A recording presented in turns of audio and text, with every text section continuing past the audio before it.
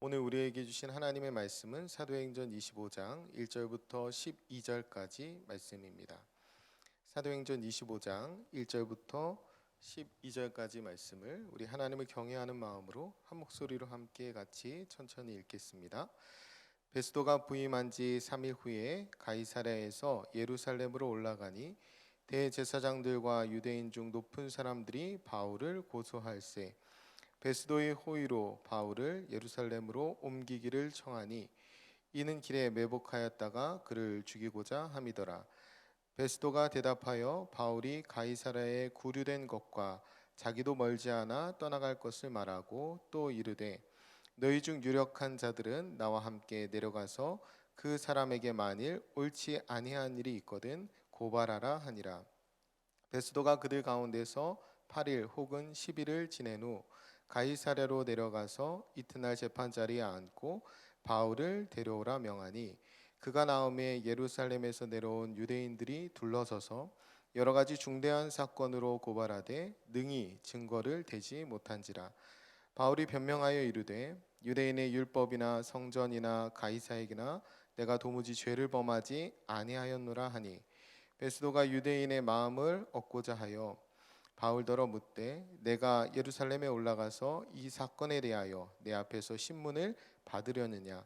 바울이 이르되 내가 가이사의 재판자리 앞에 섰으니 마땅히 거기서 신문을 받을 것이라.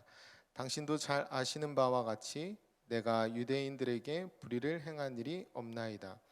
만일 내가 불의를 행하여 무슨 죄를 죽을 죄를 지었으면 죽기를 사양하지 아니할 것이나 만일 이 사람들이 나를 고발하는 것이 다 사실이 아니면 아무도 나를 그들에게 내줄 수 없나이다.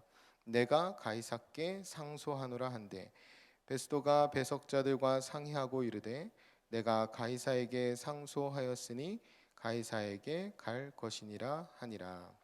아멘. 네, 본문이 좀 긴데요.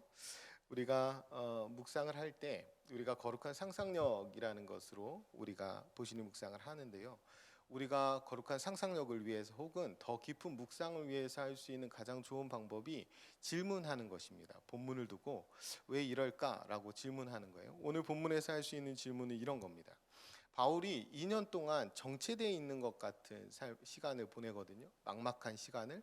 그런데 오늘 본문에 보면 바울의 모습이 전혀 낙심한 모습이 아니에요. 바울이 왜 낙심하지 않았을까라는 질문을 우리가 가질 수 있습니다. 또 하나는 바울이 붙잡힌 죄수의 신분임에도 불구하고 그리고 오늘 본문의 장면을 보면 그가 서 있고 베스도가 있고 여러 유대인들이 그를 둘러싸고 힘 있는 자들이 그를 고발하고 그를 고소한 상황인데 그럼에도 불구하고 당시 최고 권력자들 앞에서 베스도 총독 앞에서 유대 권력자들 앞에서 전혀 주눅들지 않고 2년의 시간이 지났는데 갇혀있는 2년의 시간을 보냈음에도 불구하고 여전히 담대합니다. 그러니까 이 부분에서 왜 바울은 여전히 담대할 수 있을까라는 질문을 할 수 있죠.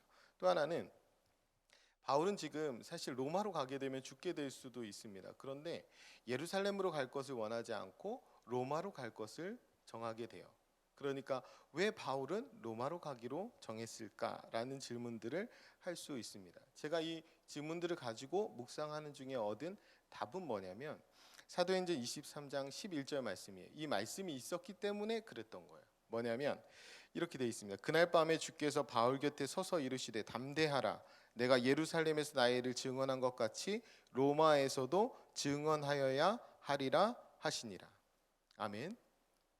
바울에게 이 말씀을 하나님이 주셨어요. 그리고 바울은 이 말씀을 간직한 겁니다. 그리고 그 말씀을 간직했다는 것이 뭐냐면 우리가 하는 거예요. 말씀을 받고 그 말씀을 매일매일 묵상하는 것입니다. 히브리서 기자는 하나님의 약속의 말씀이 반드시 이루어진다라는 사실, 그 사실을 믿는 것을 영혼의 닷이라고 표현합니다. 6장에 가면 이게 뭐냐면 우리에게 주신 그 말씀 자체가 우리의 영혼을 붙들어 준다라는 말씀이에요. 한민복 시인이 쓴 닷이라는 시에 이런 대목이 있습니다. 파도가 없는 날 배는 닷의 존재를 잊기도 하지만 배가 흔들릴수록 깊이 박히는 닷, 배가 흔들릴수록 꽉 잡아주는 닷밥. 이게 닷이라는 시예요. 그러니까 이 바울이 뇌물을 밝히는 불의한 이 벨릭스의 고의적인 방치 속에서 2년의 시간을 보냅니다. 갇혀서 정체된 시간. 그 2년의 시간을 견딜 수 있었던 것은 뭐냐면 이 말씀이 그에게 영혼의 닻이 되었기 때문입니다. 어제 본문의 제일 마지막 구절을 보면 이렇게 끝나요. 이태가 지난 후에, 그러니까 2년이 지난 후에 보르기오 베스도가 벨릭스의 소임을 이어받으니 벨릭스가 유대인의 마음을 얻고자 하여 바울을 구류하여 두니라. 그러니까 벨릭스가 불의한 총독이었기 때문에 바울에게 아무 일도 일어나지 않아요. 그러니까 억울하고 답답한 2년의 시간이 지나오고 앞으로도 변화가 일어날 것 같지 않습니다. 2년, 730일의 시간이 그냥 허송세월한 거예요. 하나님께서 바울에게 직접 들려주신 이 말씀이 바울에게 소망이 되었기 때문에 바울은 이 시간을 견딜 수 있었던 겁니다. 하나님이 약속으로 주신 말씀이 그에게 영혼의 닻이 되었기 때문이에요. 오늘 본문에서 바울이 새롭게 부임한 베스도 총독의 재판과 물음 앞에서 담대히 대답하고 바른 결정을 내릴 수 있었던 것도 이 말씀 때문에 그렇습니다. 18절의 말씀에 보면 대제사장들과 유대인 중 높은 사람들이 바울을 둘러싸고 고발해요. 그 상황에서 바울이 도리어 더 담대하게 자신을 변호합니다. 이것이 가능했던 이유는 말씀 때문이에요. 사도행전 23장 11절에 하나님이 담대하라라고 말씀하잖아요. 그 말씀을 간직한 겁니다. 그러니까 2년여의 정태에 있는 시간, 아무것도 일어나지 않는 시간, 오히려 더 사정해야 될 것 같고 더 굴복해야 될 것 같은 그 시간을 보냈음에도 불구하고 바울은 도리어 더 담대해졌다라는 거죠. 그 이유는 귀에 계신 이 말씀을 간직했기 때문에 그렇습니다. 9절에 보면 새로운 총독이 이렇게 말하죠. 베스도가 유대인의 마음을 얻고자 하여 바울더러 묻되 내가 예루살렘에 올라가서 이 사건에 대하여 내 앞에서 신문을 받으려느냐. 재판에 대한 베스도의 사실 이게 어이없는 제의거든요. 그 제의에도 불구하고 바울이 바른 결정을 내릴 수 있었던 것 또한 말씀 때문에 그렇습니다. 바울은 베스도 총독의 제안을 그냥 단호하게 거절해 버립니다. 대신 가이사 황제에게 상소한다고 말하죠. 그러니까 예루살렘에서 가서 재판받지 않고 종교 재판 받지 않고 로마 황제 앞에 가서 재판받겠다는 거예요. 왜 그러냐면 그가 로마 시민권을 가졌기 때문에 이 로마 시민권을 가진 바울은 황제에게 상소할 수 있는 권한, 그 특권이 있었던 거예요. 그 특권을 사용한 겁니다. 사실 바울이 지금 이 특권을 사용해서 로마에 가서 재판을 받는다고 해도 거기에서 공정한 재판이 진행될지는 미지수입니다. 당시 로마 황제가 누구였냐면 네로 황제였어요. 그러니까 기독교 역사상 그리스도인들을 가장 심하게 핍박한 황제, 그 황제가 있는 곳이 로마입니다. 그럼에도 불구하고 바울이 종교재판, 예루살렘의 종교재판 대신에 로마 황제 앞에 재판을 선택한 이유는 단순해요. 왜 그렇습니까? 말씀 때문이에요. 사도행전 23장 11절의 말씀. 로마에서도 증언하여야 하리라. 이 말씀을 간직했기 때문에 결정이 너무 쉬운 거예요. 바울은 지금 석방되기 위해서가 아니라 주님의 증인이 되기 위해서 로마행을 선택한 것입니다. 실제로 이후에 살펴보겠지만 사도행전 26장 32절에 보면 후에 이스라엘 왕인 이 아그리파 왕이 베스도 총독에게 이렇게 말해요. 이 사람이, 바울을 말합니다. 이 사람이 만일 가이사에게 상소하지 아니하였더라면 석방될 수 있을 뻔하였다. 그러니까 로마로 가지 않았으면 석방될 수도 있었다라는 얘기예요. 그런데 지금 바울이 로마행을 결정한 것은 그가 석방되기 위해서가 아니라 하나님의 말씀을 붙들고 그 말씀대로 삶을 살기 위해서라는 것을 우리가 알 수 있습니다. 살기 위해서가 아니라 죽더라도 복음을 전하기 위해서 바울이 로마행을 선택한 거예요. 우리가 묵상하는 삶은 바로 이런 겁니다. 바울과 같은 삶이죠. 묵상한 말씀이 나를 지배하고 통치하고 그 말씀이 나를 붙들고 나를 바른 길로 이끌어주는, 인도해주는 삶을 사는 것. 그것이 바로 묵상하는 삶입니다. 그러기 위해서 우리는 말씀을 깊이 간직하고 그 말씀으로 원칙을 세우고 그 원칙에 따라 흔들림 없는 믿음의 걸음을 걸어가는 것입니다. 말씀이 우리에게 영혼의 닻이 되도록 하는 거예요. 전임자 벨릭스 총독과 후임자 베스도 총독은 전혀 다른 사람으로 보입니다. 본문에 보면 어제 묵상을 한번 생각해 보세요. 벨릭스 총독은 뇌물을 밝히는 거의 탐관 오리예요. 그에 반해서 이 베스토 총독은 좋은 관리로 보입니다. 그는 부임하자마자 3일 만에, 이게 거리가 꽤 되거든요. 그러니까 부임해 온 거리도 꽤 되고 부임하자마자 다시 예루살렘으로 이동하는 거리도 꽤 돼요. 그런데 이 거리를 부임하자마자 3일 만에 예루살렘으로 올 정도로 성실하고 충성된 관리였음이 분명합니다. 그런데 이 두 사람에게 본질적인 차이는 없어요. 무슨 말씀이냐면 둘 다 중요한 결정을 할 때 유대인의 마음을 얻고자 해서 결정합니다. 사람의 눈치를 본다는 거, 이게 바울과의 큰 차이점입니다. 사도행전 24장 27절에 보면 벨릭스가 유대인의 마음을 얻고자 하여 바울을 구류하여 두니라. 오늘 본문 9절에 베스도가 유대인의 마음을 얻고자 하여 바울더러 묻되. 둘 다 기준이 똑같아요. 유대인의 마음을 얻고자 해요. 사람들의 눈치를 보고 사람들의 평가를 보고. 이런 일들을 왜 하냐면 자기의 이해 득실에 따라서 사람의 눈치를 보는 것입니다. 바울과 정반대죠.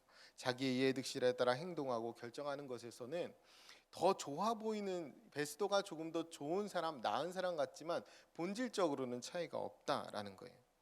그러나 묵상하는 그리스도인들은 그렇지 않습니다. 바울은 그렇지 않았다라는 거예요. 바울은 시류에 편승하지 않았고 사람의 눈치를 보지 않았고 오직 하나님의 말씀에 따라서 살아갑니다. 바울은 사람의 평가와 사람의 기준에 휩쓸려 사는 사람이 아니라 말씀을 기준 삼아 사는 사람이었어요. 묵상하는 그리스도인, 말씀을 기준 삼아 말씀으로 영혼의 닷을 삼아 살아가는 사람입니다. 우리가 말씀을 따라 성실히 사는 것, 말씀을 따라서 충실한 것, 맡은 일에 충실한 것 정도로 만족하지 않았으면 좋겠어요. 적당한 선에서, 좋은 사람이 되는 선에서 우리가 묵상하는 그 수준을 넘어서지 않지 않도록 하였으면 좋겠습니다. 우리가 묵상하면서 좋은 사람이 되기보다 거룩한 사람이 되어야 하고 구별된 사람이 되어야 하고 주님의 증인이 되어야 합니다. 우리가 묵상하면서 사람들의 인정을 받는 것보다 더 중요한 것은 묵상하면서 그리스도의 제자로 살아가는 것입니다. 묵상하면서 하나님의 증인으로 이 땅 가운데 살아가는 거예요. 묵상하면서 말씀을 따라 사는 길은 간직한 그 말씀에 이끌려 살아가는 거예요. 말씀에 이끌려 살아간다는 것은 뭐냐면 세상의 가치와 방식에 따라 사는 것이 아니라 주님이 이끄시는 대로, 어린 양이 이끄시면 어디든지 가는 그 계시록의 말씀대로 살아가는 것입니다. 담대하라, 내가 예루살렘에서 나의 일을 증언한 것 같이 로마에서도 증언하여야 하리라. 이 말씀에 바울이 자기의 일생을 던진 것입니다. 저와 여러분이 오늘 간직한, 혹은 오늘까지 간직한 하나님의 그 한마디 말씀이 무엇이 있을까요? 우리의 인생을 이끌고 있는 하나님의 능력의 말씀이 어떤 것들이 있습니까? 우리가 지금 살고 있는 세상은 바울이 살았던 세상과 그렇게 크게 다르지 않습니다. 자신들의 기득권을 지키기 위해 거짓과 불법이 여전히 난무합니다. 시류에 편승해서 세상의 가치와 방식을 따르지 않으면 바보 취급을 당하기도 합니다. 우리가 다수에 속하지 않으면 배제되거나 무시당하기 쉽습니다. 자기 목소리를 내기 어려워요. 모두가 예를 외칠 때 아니오를 외치면 욕을 먹거나 버림을 받습니다. 우리가 그런 세상을 살고 있어요. 성경 말씀을 기준 삼아 매일매일 묵상하고 이 말씀대로 그 말씀의 걸음을 지키고 살아가려고 하면 세상은 우리를 향해서 어리석거나 미련하다고 합니다. 예수 그리스도께서 피값으로 세우신 교회가 오늘날에는 조롱받고 멸시받고 심지어 혐오의 대상으로까지 전락해버린 그 시대를 우리가 살아가고 있습니다. 이런 세상에 살아갈 때 우리는 더욱더 담대해야 합니다. 말씀을 묵상하고 붙들고 간직하고 세상을 역행하며 참고 또 견뎌야 합니다. 살아계신 주님을 증거할 수만 있다면 내가 당하는 혹은 내가 죽는 고난과 고통도 기꺼이 감수할 수 있어야 합니다. 그렇게 하라고 우리에게 오늘도 주님이 말씀해 주시는 거예요. 그렇게 하려고 우리가 오늘도 말씀을 묵상하고 하루를 시작하는 것입니다. 하나님이 우리에게 이렇게 말씀하시는 거죠. 담대하라. 바울이 로마에서 나의 일을 증거한 것 같이 너도 대한민국에서 나의 일을 증언하여야 하리라. 너도 서울 성수동에서 나의 일을 증언하여야 하리라. 너도 너의 일터에서 나의 일을 증언하여야 하리라. 너도 너의 가정에서 나의 일을 증언하여야 하리라. 이 말씀을 오늘 하나님이 우리에게 주시는 것입니다.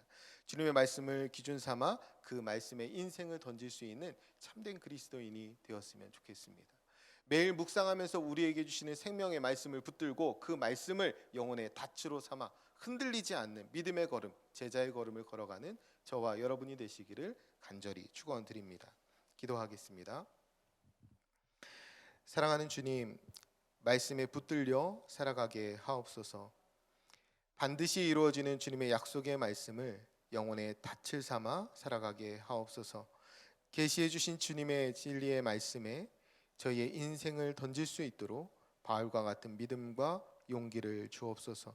오늘도 길이요 진리요 생명이신 주님께서 우리의 걸음을 이끌어 주시고 책임져 주실 것을 믿으며 살아계신 예수님의 이름으로 기도드립니다. 아멘. 이 시간 다음과 같은 기도의 제목으로 기도드리겠습니다. 지금 들은 말씀이 내 삶으로 이어지게 하옵소서. 공예배를 소중히 여기고 매일의 말씀 묵상에 힘쓰는 말씀삼 공동체가 되게 하옵소서. 주일을 준비하는 사역자들에게 성령님의 기름 부으심이 있게 하옵소서. 우리 교회 영적 리더들이 예수님의 마음을 품고 주님의 몸된 교회를 잘 섬기게 하옵소서. 반복된 코로나19의 어려움 앞에 진들리거나 분열되지 않도록 우리를 붙들어 주옵소서. 공동 기도문의 기도 제목과 여러분 각자의 기도 제목에 따라 기도하시다가 삶의 자리로 나아가시겠습니다. 다 같이 통성으로 기도하겠습니다. 참 좋으신 아버지 하나님 감사합니다. 이 아침에도 저희들을 주님의 거룩한 존전으로 불러주시고 생명의 말씀으로 저희 심령을 채워주시니 감사합니다. 주님의 말씀을 기준 삼아 그 말씀에 인생을 던질 수 있는 참된 그리스도인들이 될 수 있도록 하나님 우리에게 은혜를 더하여 주옵소서. 우리가 선 땅이 우리로 인하여 새롭게 되는 역사가 일어나기를 소원합니다. 하나님 오늘 하루도 우리에게 주신 생명의 말씀 그 말씀에 붙들려 살아가는 저희 모두가 되게 인도하여 주옵소서. 반드시 이루어지는 주님의 말씀을 저희의 영혼의 닻으로 삼고 살아가게 하옵소서. 계시해 주신 주님의 진리의 말씀에 저희의 인생을 던질 수 있도록 바울에게 주셨던 믿음과 용기를 저희에게 허락하여 주옵소서. 저희가 코로나19로 인하여